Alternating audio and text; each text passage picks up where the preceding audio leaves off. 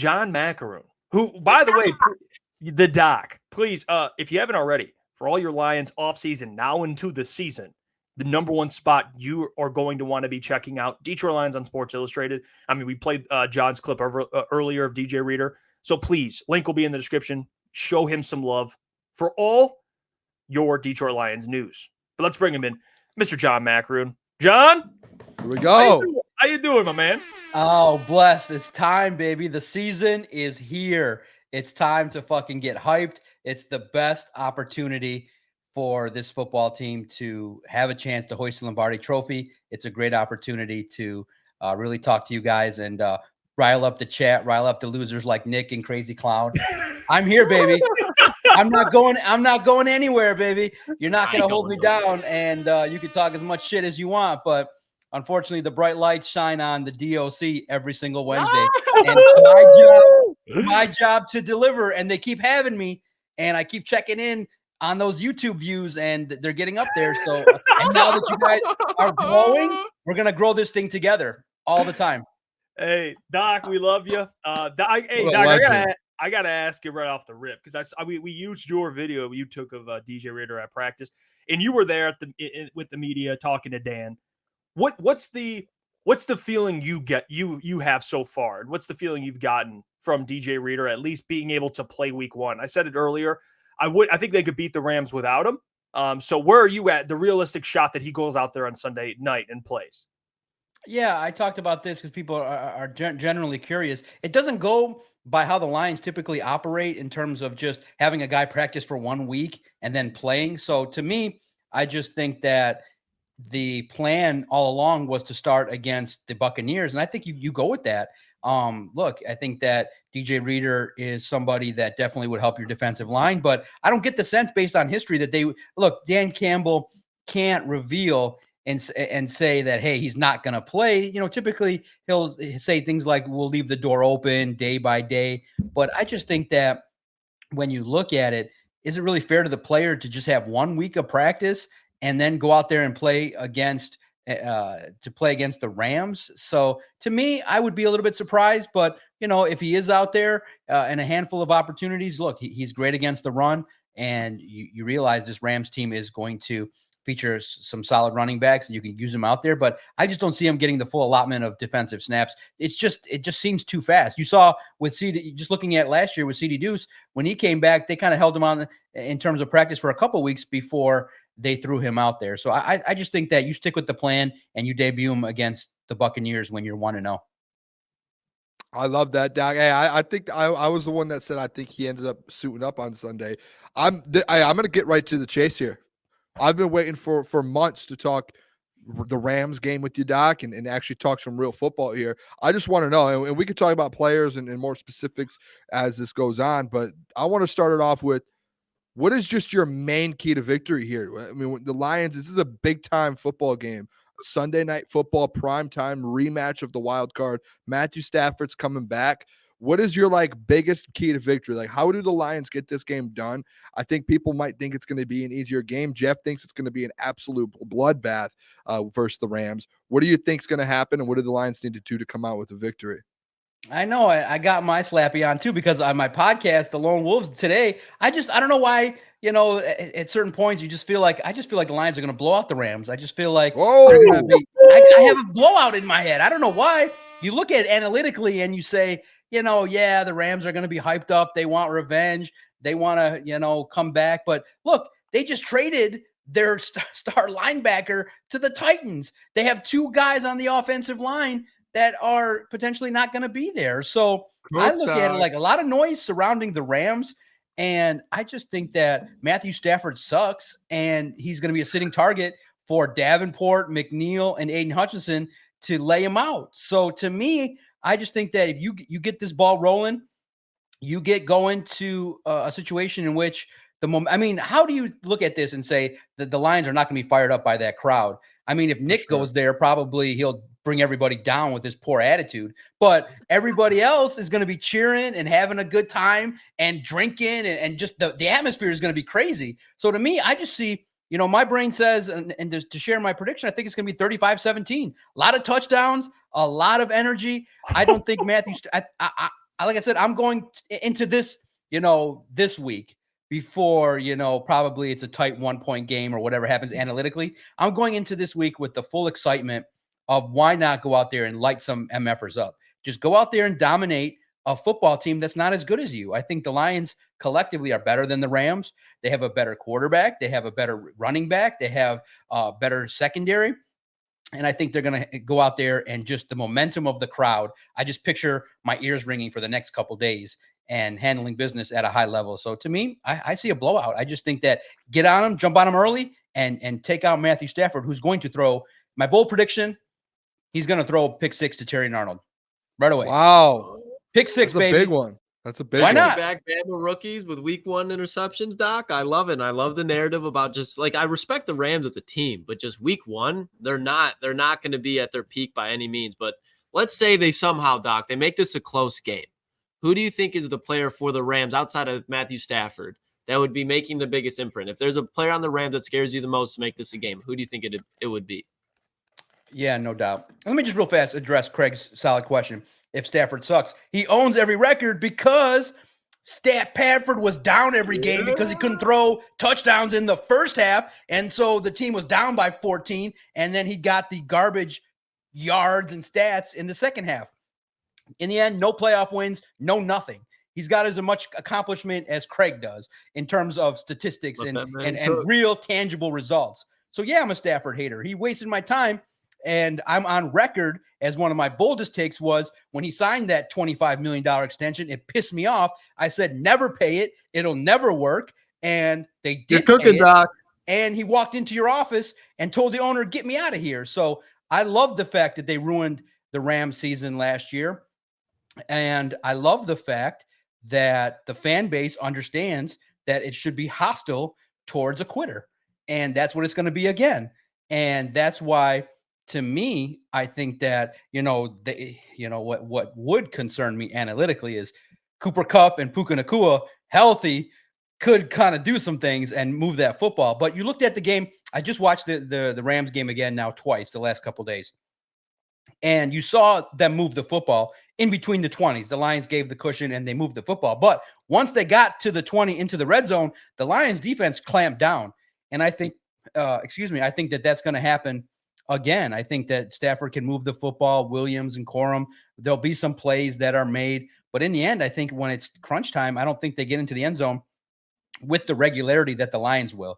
So to me, I think your concern level should be those 2 wideouts because they're going to make some plays. And if you expect, Cooper Kupp healthy, he's going to do some things. And Puka Nacua, man, is he a talented individual that can do some things. When you watch film of him last year, my goodness, he was a nice draft pick for the Rams.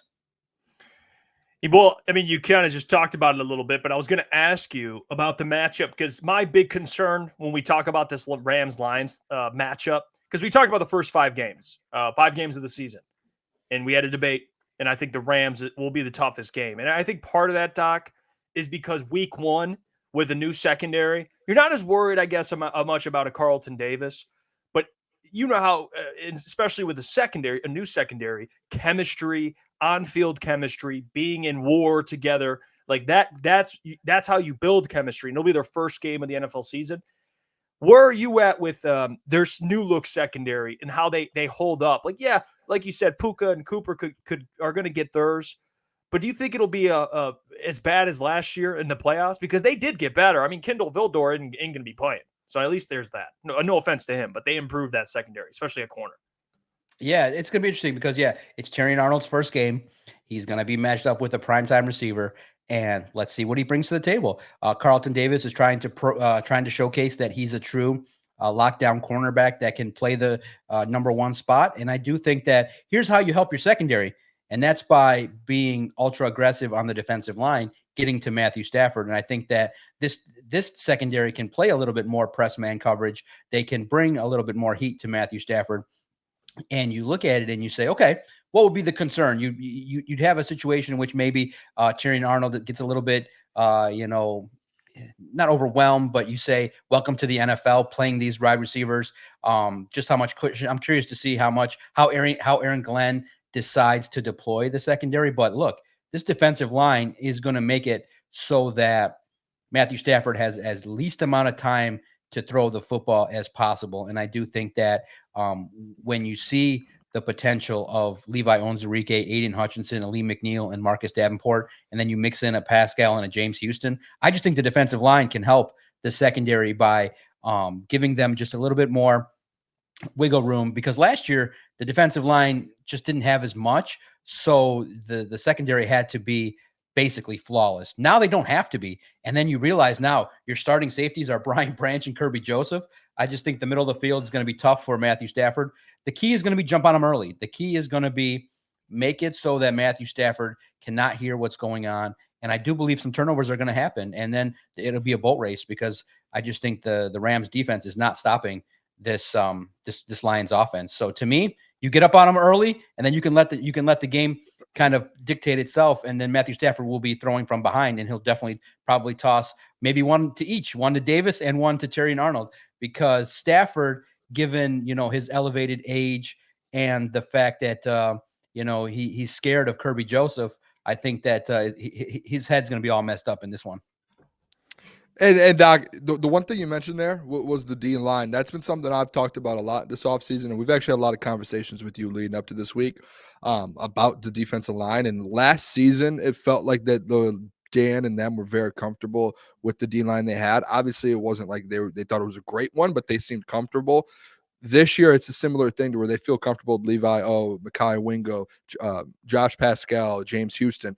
What is your confidence level with these guys outside of I know they upgraded with DJ Reader and Lee McNeil and Hutch, but just what's your confidence level with those other guys going into this Sunday? Like, do you think they're going to make an impact this season, or has it been an upgrade to this room? You're talking about defensive line. Yeah. I'm definitely intrigued, but first I have to address Mr. Tom Izzo, because that name sticks out. And Tom, I have to address, I did go up to Michigan State, but your comment in regards to my personal habits, I don't have to spend $350 a week, because the places you go have specials now. Thursday specials, they got Tuesday specials. I don't go on Friday when the prices are through the roof. You go when it's the right time, and 2 for $20, or VIP for a certain price. So come on, man. I'm economical in the personal habits that I have. $350 a week. You don't need to do that. There's a lot of specials all over town to get your business. So no, don't need to do that. But back to the Detroit Lions defensive line. Look, man, I am thrilled. I just think that when you look into Terrell Williams and what he's got to work with, first and foremost, start with Aiden Hutchinson. You previewed it. Everyone's talking about it. He's going to have a monster year. And another bold prediction, he probably has 3 sacks against Stafford. Put him in the dirt one more time with the Thriller dance and everything like that.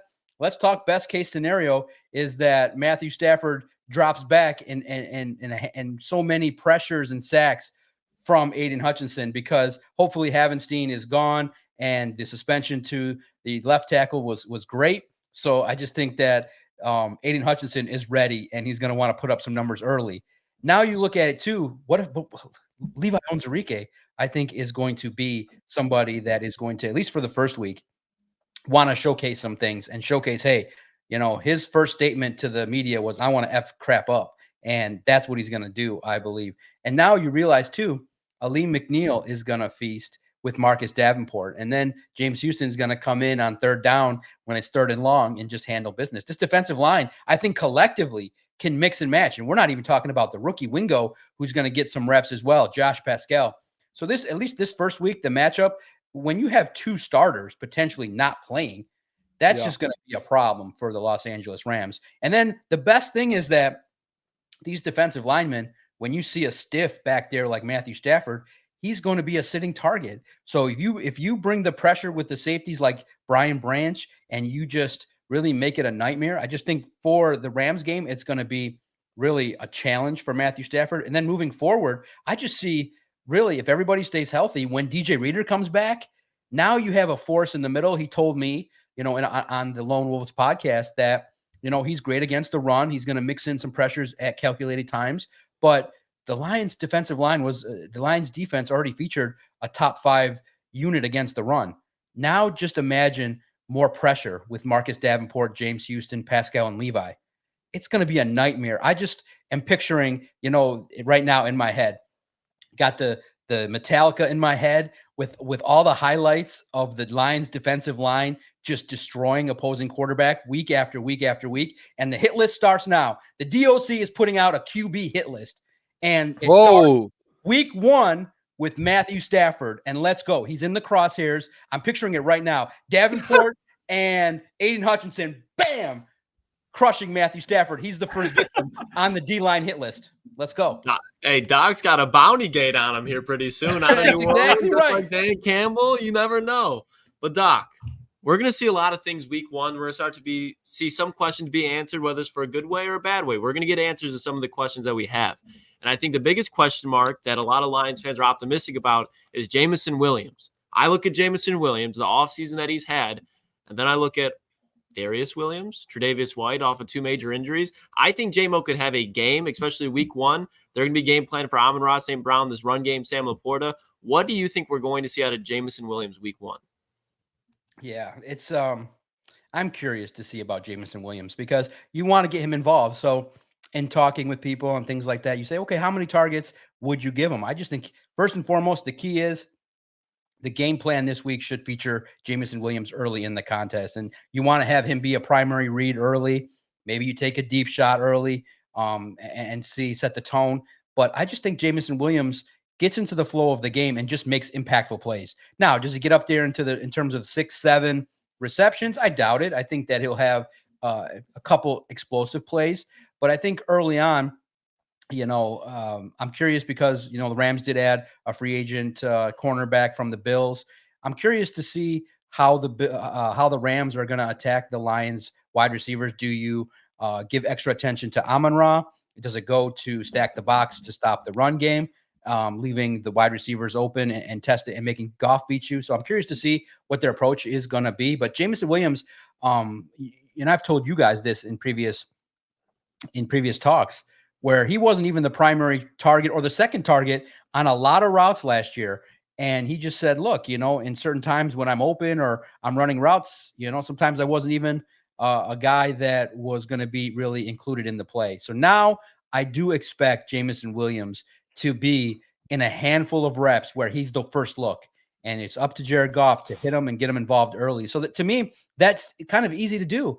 A couple screen passes, end arounds, maybe even, simple handoffs, get him involved in the game, get his momentum going. And once you do that, I just think that you're looking at a player that's going to be very productive for this offense. And could you imagine, you saw the offense last year. Now you add an explosive weapon that can get up there into the 800 yards and 60 to 80 footballs and hopefully a couple more explosive plays. I just think that you're starting to see the emergence of what could be a very talented number 1 receiver. Doc, I've been seeing more of the Tim Patrick clips of him at practice. Looks very sharp, even at his age. 30 years old. Looks very sharp out there, Doc. I need at least the feeling from you. What does the timeline look like for someone like Tim Patrick? Because they have Allen Robinson on the practice squad as well. When do you think the timeline looks like for them bumping up one of these guys and potentially having him out there for a game? Is it this week, or you think it's more so next week? Yeah, it's very intriguing.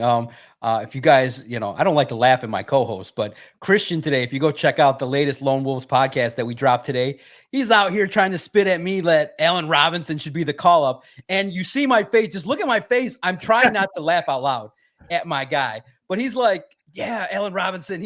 I'm like, and I said to him directly, Allen Robinson hasn't done nothing for a couple years. And I just think he's brought here for intel on the Rams because he was there. Oh, so think about it. Allen Robinson hasn't done squat. He has to show that he can do anything. So that's Allen Robinson.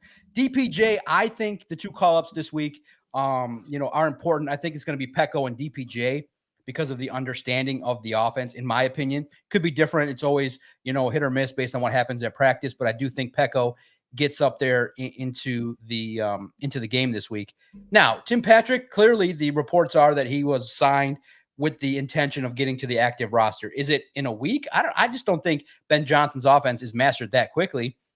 So I would say probably not this week, but maybe by week 3 or at the latest against Seattle. So why not against Arizona on the road? Might be a little easier, less pressure.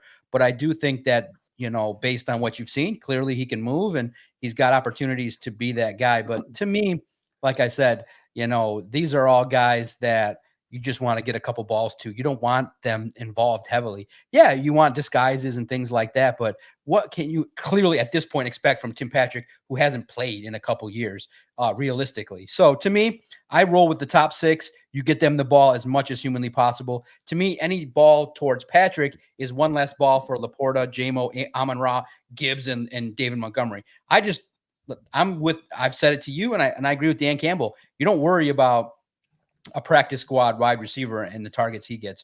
You hope to have him. You hope he's productive. Every weapon is great, but you don't need it. You got 6 guys that you want to feed. And then you got room for Khalif Raymond in opportunities as well, and Brock Wright and Sione Vaki. Patrick, to me, at this point, is the 8th option, and that's a great problem to have in my mind, in the fact that if you get anything out of him, it's just a bonus. Ed, Doc, another kind of situation with an injured guy. I know you kind of coming off he's not coming off the practice squad, but talking about like DJ Reader and the injuries too. Ife Melifonwu, what's going on with Ife Melifonwu? Is like, and I guess it's more so of a 2-part question to where one is the injury serious, because it sounded like what Dan Campbell said that it's been kind of a longer term thing to where the last few weeks he's been dealing with it and it's been an on and off thing. And then 2, even when he does return, where does Iffy fit into this secondary? Because that's been something we've talked about on this show, and I've mentioned, and I know a lot of the people listening, they were like, well, Booner, what are you talking about? It's Ife Melifonwu. Look what he did last year. But it's you have Brian Branch and Kirby there, so you're trying to fit him in. Where do you see all this whole Iffy situation going, Doc? Yeah, it's interesting. I can't speculate on it because it hasn't been fully reported, but clearly what Dan Campbell said is that they're still trying to decipher the severity and length of what's going on with it. But clearly, I don't expect him to be out there for week 1. You hope, look, man, it's unfortunate because he's battled injuries. You hope that he can get out there sooner rather than later. But at the same token, it does give you the opportunity to see Branch and Kirby Joseph playing together. So to me, I just think that it's unfortunate. He was a guy that you started to see emerge at the tail end of last year, his physicality, and he gives you that versatility as well, and that he can be a bigger body cornerback if you need to be. If something happens to Terrion Arnold, you can move him up there as well. So they like his versatility. Unfortunately, he just couldn't. He's having problems staying healthy and being a consistent contributor. But it does open up the door for Brian Branch to handle things. And look, I think that for Ifeatu Melifonwu, you hope that the injury is not long lasting based on what you're hearing. But at the same token, at this point, when you hear that when Dan Campbell gives his update and he says it's still uncertain, that means there's debates. And that means the severity could be up there in terms of length, what to do in terms of IR. There could be some discussions. So it's just unfortunate because even if he's out there, you always got to kind of be a little bit nervous because just every couple games or so, something is always kind of coming up and something he's dealing with. And it's unfortunate for a young player who's gaining that confidence. But at the same token, you just hope that he does get healthy and can contribute something when it counts most in the second half of the year. Kind of staying with the defense, Doc. What do you think, at least week 1, there's a completely new look to this defense? Do you think Aaron Glenn, schematically, do you think he should be sent in the house, playing a lot of press man? Or do you think now that he's got the players where he can kind of sit in zone coverage and he can take advantage of that weak offensive line, he'll be playing that? What do you think the identity of this defense will be week 1? Yeah, I love it. I love the fact that, look, Terrion Arnold played press man. Why not? I think that you can do it a little bit more often. I think that you see in this game with Matthew Stafford, you bring pressure. I think that against different type of quarterbacks, you can do a little bit more zone and things like that. But right away, I'm curious to see how often Branch blitzes, who is coming from which position. I do see safety blitzes. I see Derek Barnes being a factor in this game. I see a lot of opportunities to bring the house and in certain situations and be able to clearly they're going to have their front and they're going to look to win the battles and stop the run. But at certain points, I just think that it's all systems go. You got a sitting target. And I think that Matthew Stafford is going to feel the pressure. The communication is going to be super tough because of the crowd. And I do think that this week, man-to-man coverage will be something that, you got to be careful with because you got to make sure. And that was my question. And that's kind of the theme I kind of started the week with. our roundtable on Lions on SI, I asked the guys the question, do you think the secondary can gel and communicate that quickly? And then I took their response and kind of made it a question directly to Dan Campbell. He said it will be a point of emphasis this week.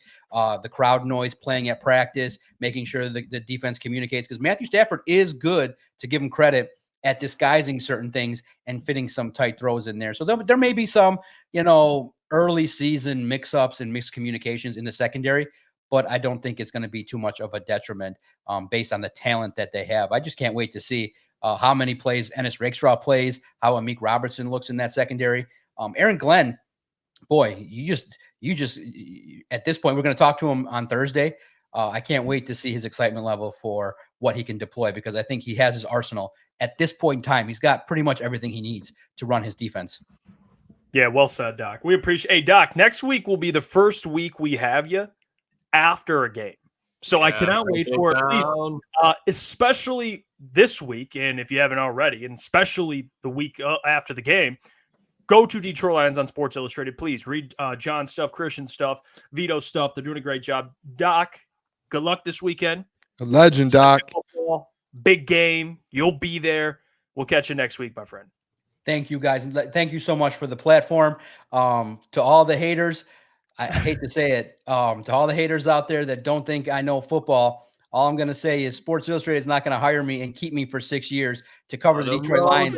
You see the videos from me there talking football. So if you're out there loving Tim Patrick being the number 3, good for you. I look at it like, to me, my plate is filled with the stars. And if you're out there like, oh my God, I got to know all about Patrick and number 3, the DOC, on the other hand, is talking to Amon-Ra, J-Mo, Aiden Hutchinson, the stars of the team. And I'm going to say this, there's so many of them that a Tim Patrick or a Patrick or a DPJ really, in the end, is just a bonus. So it's you hope that all the players that they have on the practice squad can contribute. But bottom line, guys, the Lions are going to win 12 games this year and get to the Super Bowl because of their stars. So don't worry so much about the number 3 wideout when you got some of the top guys. I know you haven't seen it before, but you got some of the top guys at their position, at wideout, at tight end, at running back.